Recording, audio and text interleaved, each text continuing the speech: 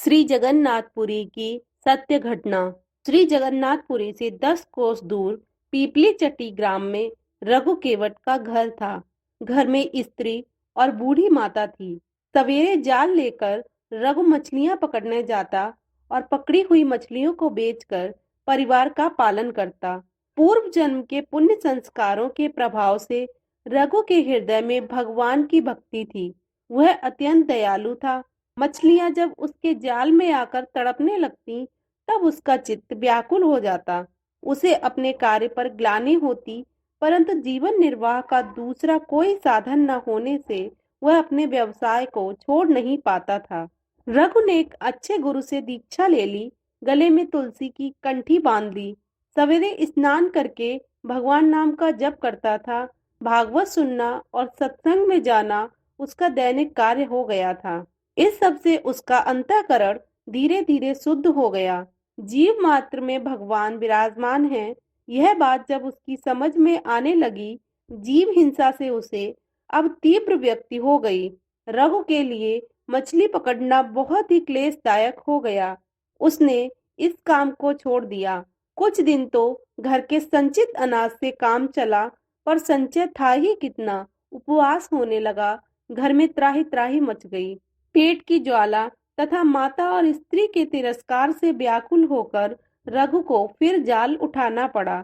वह स्वयं तो भूख से प्राण दे सकता था, पर वृद्ध माता और पत्नी का कष्ट उससे सहा नहीं जाता था। भगवान से प्रार्थना करता कि उसको कुछ रास्ता दिखाए। परेशान होकर वह एक दिन मछली पकड़ने तालाब पर गया। जाल डालने पर एक बड़ी सी लाल मछली जाल में फंस गई।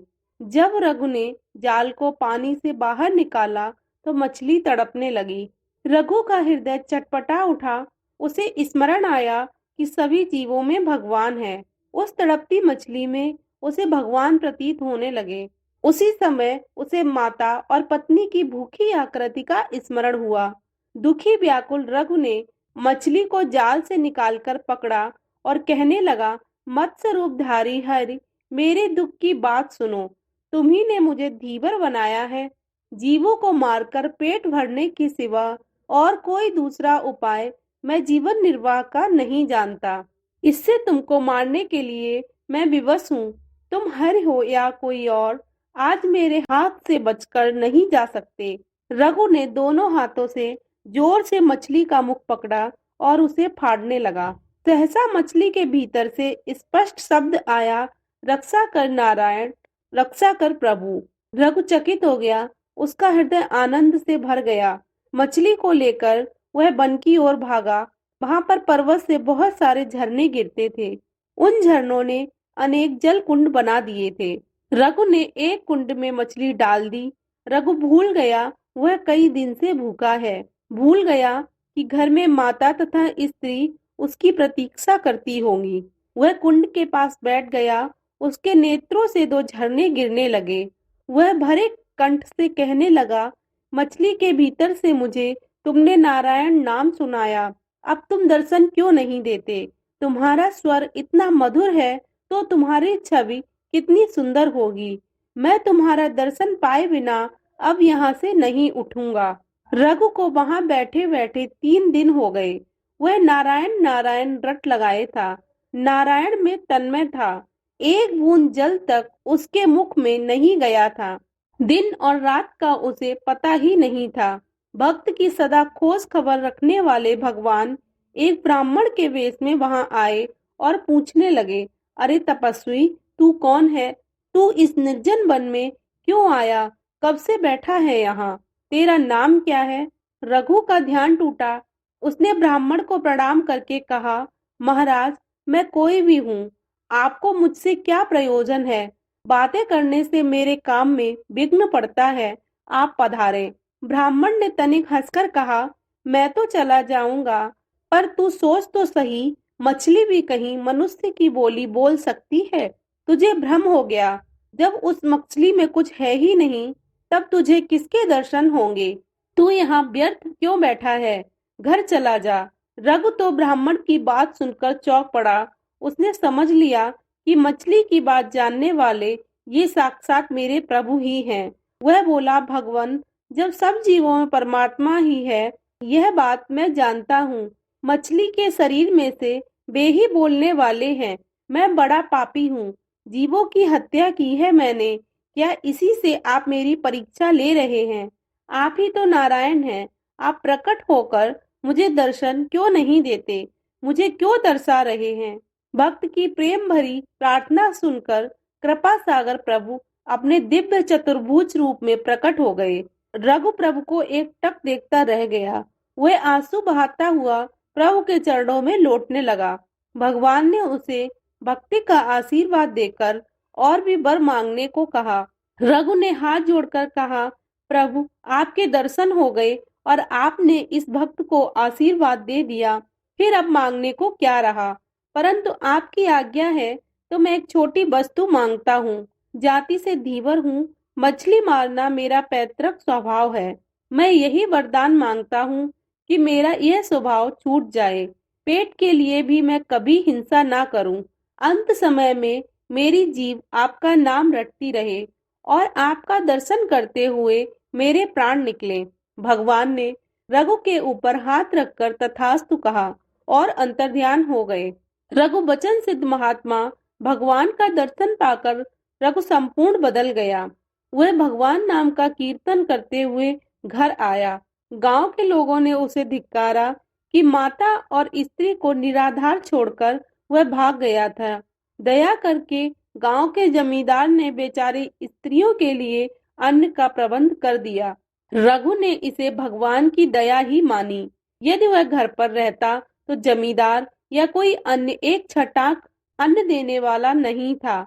अब वह प्रातः शौच स्नान आदि से निवृत्त होकर भगवान का भजन करता और फिर कीर्तन करता हुआ गांव में घूमता। बिना मांगे ही लोग उसे बुलाकर अनेक पदार्थ देते थे। इस प्रकार अनायास उसका तथा परिवार का पालन पोषण होने लगा। उसकी माता तथा स्त्री भी अब भजन में लग गई। रघु अब भजन के प्रभाव से पूरा साधु हो गया। दिन रात उसका मन भगवान में लगा रहता था। वह जाप कीर्तन करते करते बेसुध हो जाता था। अब रघु की स्थिति ऐसी हो गई कि उनके मुख से जो निकल जाता वही सत्य हो जाता। वे वचन सिद्ध महात्मा माने जाने लगे। दूर दूर से नाना प्रकार की कामना वाले स्त्री पुरुषों की भीड़ आने लगी। रघु इस प्रपंच से घबरा गए। मानव प्रतिष्ठा उन्हें विष सी लगती थी। घर छोड़कर वे अब निर्जन वन में रहने लगे और 24 घंटे भजन में बिताने लगे।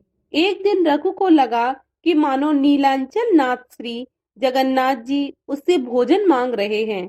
इससे उन्हें बड़ा आनंद हुआ। भोजन सामग्री जुटाकर उन्होंने कुटिया का द्वार बंद कर लिया। भक्त के बुलाते ही भाव के भूखे श्री जगन्नाथ जी प्रकट हो गए और रघु के हाथ से भोजन करने लगे। उस समय नीलांचल में श्री जगन्नाथ जी के भूखंड में पुजारी ने नाना प्रकार के पकवान सजा दिए। श्री जगन्नाथ जी के मंदिर में भोग मंडप अलग है। भोग मंडप में एक दर्पण लगा है। उस दर्पण में जगन्नाथ जी के श्री विग्रह का प्रतिबिंब पड़ता है। उसी का नैवेद्य चढ़ाया जाता है। सब सामग्री आ जाने पर पुजारी जब भोग लगाने लगा तब उसने देखा कि दर्पण में प्रतिबिंब तो पड़ा ही नहीं है। दर्पण जहाँ का तहाँ था। बीच में कोई आड़ भी नहीं थी, पर प्रतिबिंब नहीं पड़ रहा था। घबराकर वह राजा के पास गया। उसने कहा, महाराज, नैवेद्य में कुछ दोष है। श्री जगन्नाथ स्वामी उसे स्वीकार नहीं कर रहे हैं। अब क्या किया जाए? श्रद्धालु राजा ने स्वयं देखा कि दर्पण में प्रभु का प्रतिबिंब नहीं पड़ रहा है। उन्हें बड़ा दुख हुआ। वे कहने लगे, पता नहीं मुझसे क्या अपराध हो गया। मेरी सामग्री से अर्पित भोग प्रभु स्वीकार नहीं कर रहे हैं। मुझसे कोई अपराध हुआ हो तो प्रायश्चित करने को मैं तैयार हूँ। राजा प्रार्थना करते हुए दुखी होकर भगवान के गरुड़ ध्वज के पास जाकर भूमि पर ही लेट गए। भगवान की लीला से लेटते ही उन्हें निद्रा आ गई। उन्होंने स्वप्न में देखा कि प्रभु कह रहे हैं, राजा, तेरा कोई अपराध नहीं, तू दुखी मत हो। मैं नीलांचल में था ही नहीं, तब प्रतिबिंब किसका पड़ता? मैं तो इस समय पीपली चट्टी ग्राम में अपने भक्त रघु केवट की झोपड़ी में बैठा उसके हाथ से भोजन कर रहा हूँ। वह जब तक नहीं छोड़ता मैं यहाँ आकर तेरा नैवेद्य कैसे स्वीकार कर सकता हूँ। यदि तू मुझे यहाँ बुलाना चाहता है तो मेरे उस भक्त को उसकी माता तथा स्त्री के साथ यहाँ ले आ। यहीं उनके रहने की व्यवस्था कर। राजा का स्वप्न टूट गया। वे एकदम उठ खड़े हुए, घोड़े पर बैठकर शीघ्रता से पीपली चटी पहुंचे। इधर उधर लोगों से पूछताछ कर रघु की झोपड़ी के पास पहुंचे। जब कई बार पुकारने पर द्वार न खुला तब राजा ने स्वयं बल लगाकर दरवाजा खोला। कुटिया का दृश्य देखते ही मूर्ति की भांति हो गए। रघु सामने बैठा है, किसी को भोजन का ग्रास दे रहा है। रघु दिखता है, अन्न दिखता है, ग्रास दिखता है, पर ग्रास लेने वाला मुख नहीं दिखता। राजा चुपचाप खड़े रहे। वह अज्ञात मुख तो जिसे कृपा करके वह दिखाना चाहे वही बड़भागी देख सकता है। सहसा प्रभु अंतर्ध्यान हो गए। रघु जल से निकली मछली की भांति तड़पने लगा। राजा ने अब उसे उठाकर गोद में बैठा लिया। रघु को होश आया। अपने को राजा की गोद में देख रघु चकित हो गया। जल्दी से उठकर वे राजा को प्रणाम करने लगे। उन्हें रोककर स्वयं पुरी नरेश ने उनके चरणों में प्रणाम किया और श्री जगन्नाथ जी की आज्ञा सुनकर रघु ने परिवार सहित नीलांचल चलना स्वीकार किया। अगर आपको हमारी कहानी पसंद आई हो तो हमारे चैनल को सब्सक्राइब करें, वीडियो को शेयर एंड लाइक करें। धन्यवाद।